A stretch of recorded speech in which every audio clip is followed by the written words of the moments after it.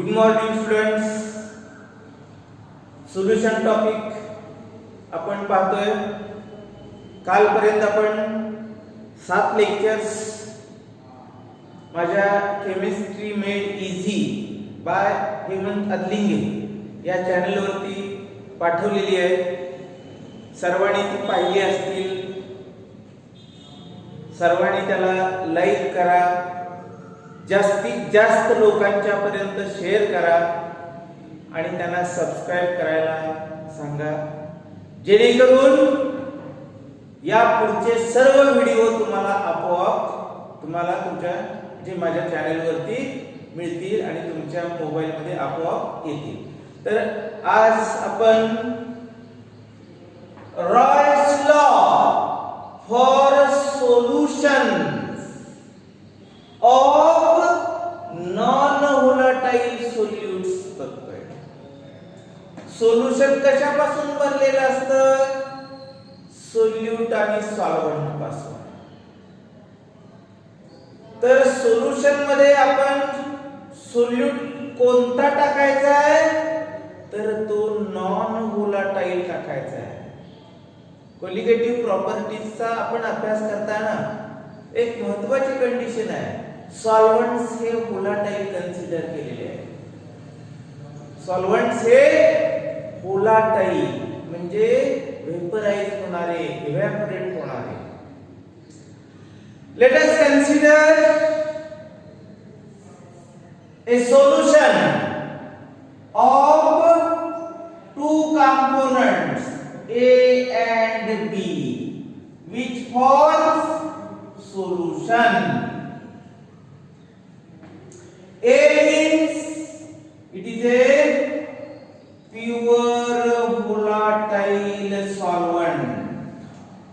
Pure volatile solvent आपण A ला मानलेला आहे. A म्हणजे काय? Pure volatile solvent. त्याच्यानंतर B नॉन व्होलाटाईल सोल्यूट आपण असं त्याला म्हणूया. B ला काय म्हटलंय? Non volatile solute. हा सॉल्व्हंट आहे, हा सोल्यूट आहे. याचं काय होतंय? सोल्युशन. आता हा प्युअर व्होलाटाईल सॉल्व्हंट आहे. If P10 it is the vapor pressure of pure volatile solvent A. P10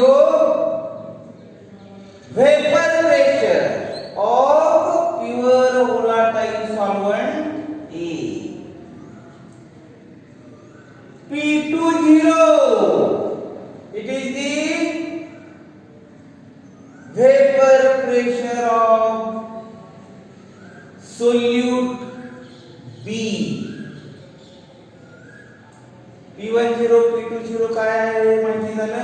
त्याच्यानंतर X1 it is the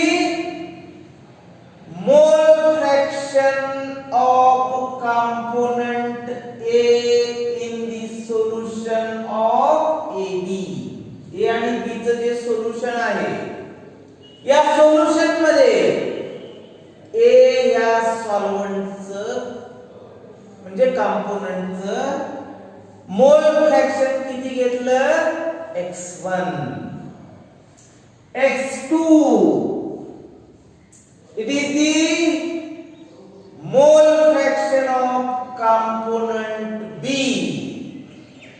in the solution AB. AB या सोल्युशन मध्ये B चं मोल फ्रॅक्शन X2, AB या solution मध्ये A चं मोल फ्रॅक्शन X1. त्यानंतर मग पुढे आपण काय सांगणार आहे बघा. PT total vapor pressure of the solution that is equal to, हा लॉ आपण मागे पाहिलेला आहे, लक्षात घ्या.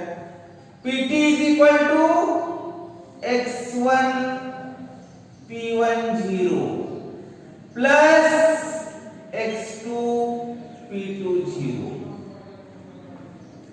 PT means total vapor pressure of the solution, that is equal to component A जो आहे त्या componentचं x1 mole fraction of component A, P10 vapor pressure of component A plus x2 mole fraction of component B, P20 vapor pressure of component B in the solution AB. Then we know that is this component B, it is a non-volatile solute. B component AB या solution मध्ये A आणि B चं solution तयार केलं, त्यातला B हा component कसा आहे, non व्होलाटाइल, as B is non volatile means vapor pressure P20 is equal to 0. हा B कंपोनेंट नॉन व्होलाटाइल असल्यामुळे त्याचं वेपर प्रेशर हे 0 असेल, कारण का तो मुळातच व्होलाटाइल नाही, इव्हॅपोरेट होत नाही, वेपराइज होत नाही, म्हणून P20 that is equal to 0. म्हणजे हे इक्वेशन काय येणार आहे बघा,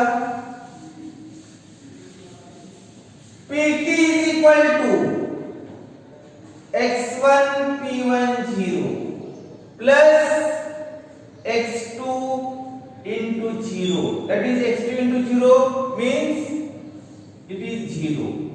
म्हणजेच काय ना, PT is equal to x1 P10, he term 0 झाली, 0 into x2 that is 0, म्हणून PT is equal to x1 P10. त्यानंतर म्हणजे total vapour pressure of the solution A आणि B हे आपण दोन कंपोनेंट घेतलेले आहेत, त्याचं AB सोल्युशन तयार झालं. हे AB सोल्युशन मध्ये ह्या सोल्युशनचं वेपर प्रेशर म्हणजे PT म्हणतोय आपण, total vapour pressure of solution AB, that is equal to product of these two components, these two terms, that is mole fraction of the solvent A into vapor pressure of pure volatile solvent.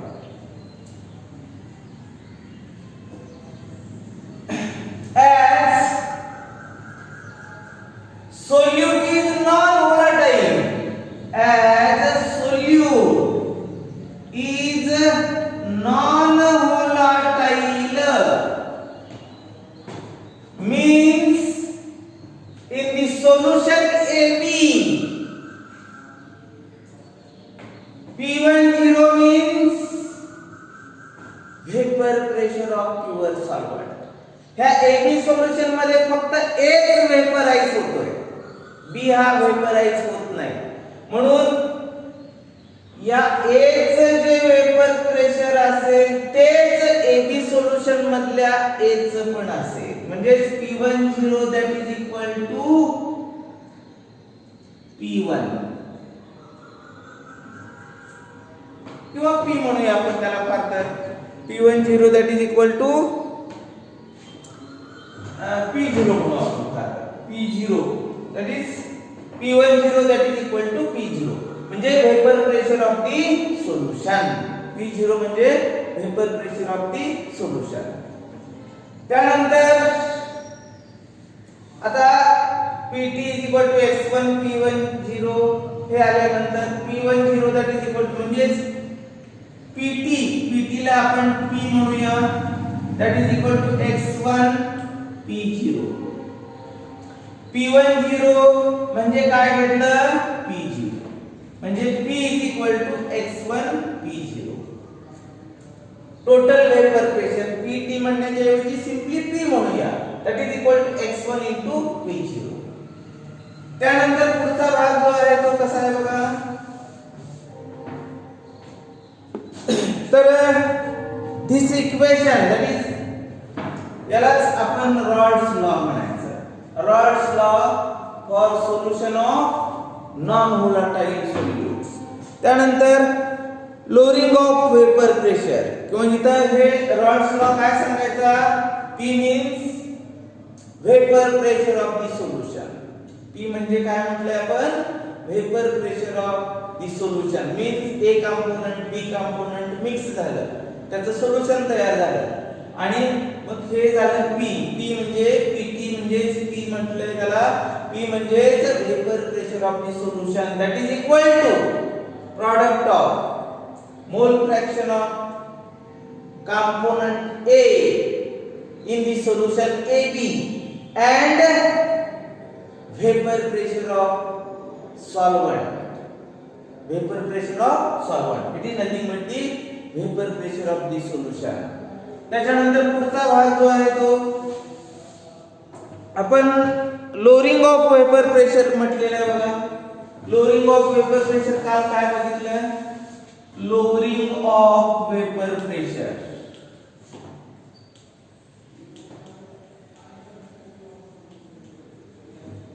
P0 vapour pressure of pure volatile solvent. P vapor pressure of solution means solute plus solvent. solute आणि solvent चं vapor pressure म्हणजे vapor pressure of the solution. तर आपण काय म्हटलं delta P is equal to P0 minus P. Delta P म्हणजे काय. Delta means change. P means vapor pressure. Change in vapour pressure. Change in vapour pressure लाच आपण म्हणतोय lowering of vapour pressure that is equal to difference between these two that is vapour pressure of pure solvent minus vapour pressure of the solution. Delta P is equal to P0 minus P. त्यानंतर आता हे delta P is equal to P0 minus P. P ची किंमत आपल्याला माहिती आहे that is P0 minus P ची किंमत सबस्टिट्यूट केली x1 P0. P ची किंमत x1 म्हणजे हे काय येणार बघा P0 minus x1 P0 म्हणजे त्याच्या पुढची स्टेप कशी येते. Delta P is equal to 1 minus x1 into P0. P0 into 1 P0 minus P0 into x1 P0 x1. तर हे आल्यानंतर we know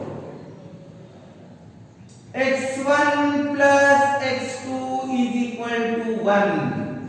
x1 ला काय म्हटलं आपण मोल fraction of component A plus x2 मोल फ्रॅक्शन ऑफ कंपोनेंट B.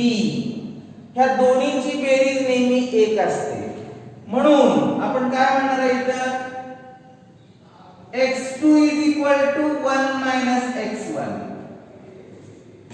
म्हणजे 1 minus x1 म्हणजे काय आलं x2 म्हणजे delta P is equal to x2 P0. Delta P lowering in vapor pressure that is equal to product म्हणजे इथं गुणाकार आहे. Product of mole fraction of component B into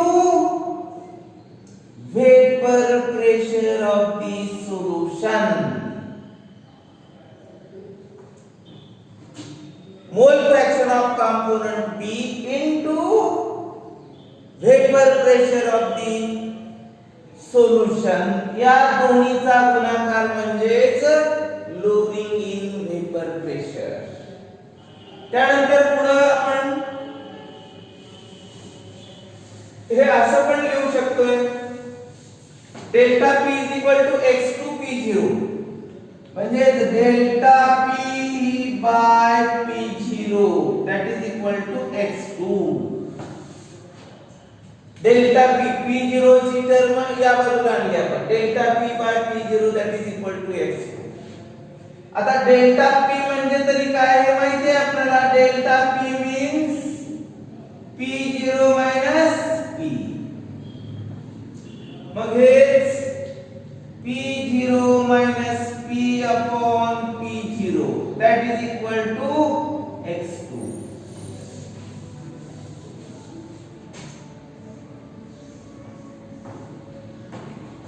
P0 minus P ला आपण lowering in vapor pressure म्हटलेलं आहे. Lowering in vapor pressure divided by vapor pressure of pure solvent किंवा solution म्हणतोय आपण. तर P0 minus P upon P0 यालाच म्हणायचं relative lowering of vapor pressure. Relative lowering of vapor pressure म्हणजेच काय, P0 minus P. ह्या दोन्ही मधला फरक P0 minus P याला lowering of vapor pressure म्हटलंय. Lowering in vapor pressure किंवा lowering of vapor pressure to the vapor pressure of the solution. ह्या दोन्हीचा रेशो याला रिलेटिव्ह म्हटलेलं आहे. त्या दोन्हीचं एकमेकाशी प्रमाण आहे, रेशो आहे. Relative lowering of vapor pressure that is equal to mole fraction of the solute present in the solution. Mole fraction of the solute present in the solution. तर आपण रॉड्स लॉ चं स्टेटमेंट काय सांगणार मग इथं, statement of the Raoult's law. परीक्षेला हे विचारलं जाऊ शकतं, रॉड्स लॉ चं statement.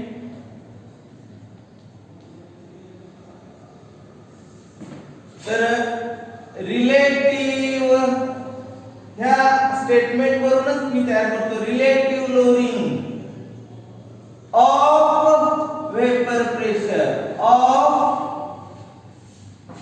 A solution is equal to mole fraction the solute. Mole fraction of the solute. साधा सिंपल स्टेटमेंट आहे, P0 minus P upon P0 याला म्हणायचं relative lowering of vapor pressure that is equal to mole fraction of the solute present in the solution. त्यानंतर molar mass याच्यावरून आपण काढू शकतोय बघा, मोलार मास ऑफ सोल्यूट काढू शकतोय. हे आपण पाहिलेले आता P0 minus P0 minus P upon P0 that is equal to x2. आता x2 म्हणजे काय, मोल fraction of solute. we know x1 is equal to, x1 means mole fraction of solvent, that is equal to n1 plus n2 divided by n1 divided by n1 plus n2. हे झालं x1.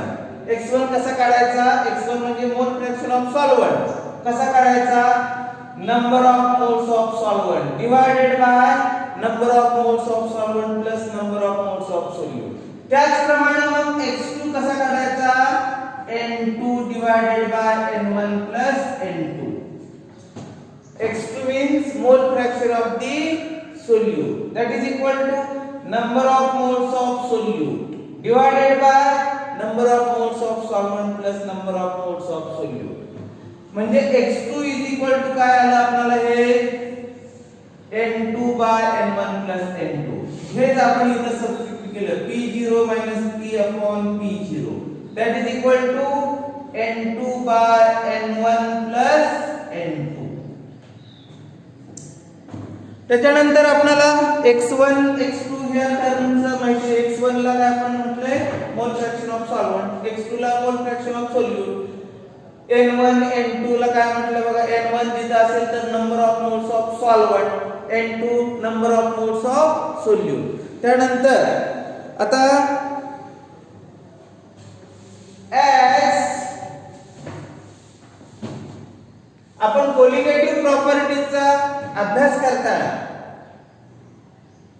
Solutions ही नेहमी विचारात घेताना काय करायचंय, solution they must be dilute solution, very dilute solution. Very dilute solution means solute particles in the solution, they are in a negligible extent. Dilute solution म्हणजे कसं की ज्याच्यामध्ये सोल्यूटचा अमाउंट अतिशय कमी प्रमाणात असेल. म्हणजे as the solution is dilute,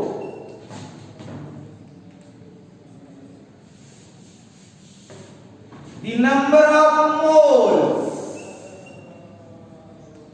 of solute in a solution is in a very less extent, हा कमी क्षमतेने असणार आहे. म्हणून हे जे आपण x2 is equal to n2 by n1 plus n2 म्हटलेलं आहे. आता इथं आपण n1 ला number of moles of solvent म्हटलेलं आहे, n2 number of moles of solute म्हटलंय. तर n1 plus n2 म्हणजे हे सोल्युशन आलं. म्हणजे या म्हणण्याप्रमाणे as the solution is dilute, the number of moles of solute in a solution in a solution is in a very less extent, means from the denominator n2 by n1 plus very less extent means n2, it is very less than n1, means it is negligible. म्हणजे आपण 0 घेतो, जवळपास 0 असल्यासारखाच आहे. म्हणून पुढची step काय येणार आहे, p0 minus p upon p0, sorry हे p0 वरती लिहायला पाहिजे होतं आपण, p0 minus p upon p0 is equal to n2 by n1. कारण का ही टर्म 0 झाली लक्षात घ्या, म्हणजे n2 बाय n1 येणार. त्यानंतर पुढे n2 म्हणजे काय, n2 means number of moles of solute, that is equal to W2 by n2. म्हणजेच काय, mass of solute divided by molar mass of solute. तसंच n1 म्हणजे काय असते ना, W1 by m1, mass of solvent divided by molar mass of solvent, molar mass of solute. तर n2 आणि n1 च्या किमती आपल्याला मिळाल्या. फक्त डोळ्यासमोर आपण हे ठेवूया, p0 minus p upon p0 that is equal to n2 म्हणजे काय घेतलंय आपण इथं, W2 m2 divided by n1 म्हणजे काय घेतलंय, W1 by m1. म्हणजे हे आपल्याला असंही लिहिता येईल, p0 minus p upon p0 that is equal to W2M1 divided by W1M2. This is the Raoult's law for solute. When the solute is non-volatile and solvent is volatile, at that time, if the vapor pressure of solvent is known, vapor pressure of solution is known, mass of solvent is known, molar mass of solvent is known, then mass of solute is known, molar mass of solute can be determined from this relation. तर यावरून आपण molar mass, समजा सॉल्व्हंटचं किंवा सोल्यूटचं मास दिलेलं नसेल तर ते मास काढू शकतो, किंवा मोलार मास दिलेलं नसेल तर ते मोलार मास काढू शकतो, किंवा आपण सोल्यूट सॉल्व्हंटचं मास पण काढू शकतो. मोलार मास एकाचं, समजा कुठल्या तरी एकाचं दिलेलं नसेल तर ते आपण त्यावरून काढू शकतो. तर this is the most important property, colligative property. आपण काल काय बघितलं बघा, colligative properties which depends upon number of solute particles. Solute particle किती आहेत त्याच्यावरती ज्या प्रॉपर्टीज अवलंबून असतात त्याला कोलिगेटिव्ह प्रॉपर्टीज म्हणते. कोलिगेटिव्ह प्रॉपर्टीजचा स्टडी करताना महत्त्वाची कंडिशन काय सांगितलेली आहे, काल आपण solutions must be dilute, very very dilute solutions. म्हणजे सोल्युशन मध्ये सोल्यूटचा अमाउंट इतका नगण्य पाहिजे की सोल्युशन्स फार फार फार फार म्हणजे अगदी सोल्यूट अमाउंट इतका नगण्य पाहिजे की ते सोल्युशन डायल्यूट होऊ शकतं. तर इथं आज ही जी प्रॉपर्टी आहे ती संपलेली आहे. त्याच्यानंतरचा आपण पुढचा त्याच्यावरचे प्रॉब्लेम आपण शेवटी बघणार आहे. जे यावरचे प्रॉब्लेम आपण शेवटी बघूया. तर ठीक आहे, आजचं लेक्चर इथंच थांबूया आपण.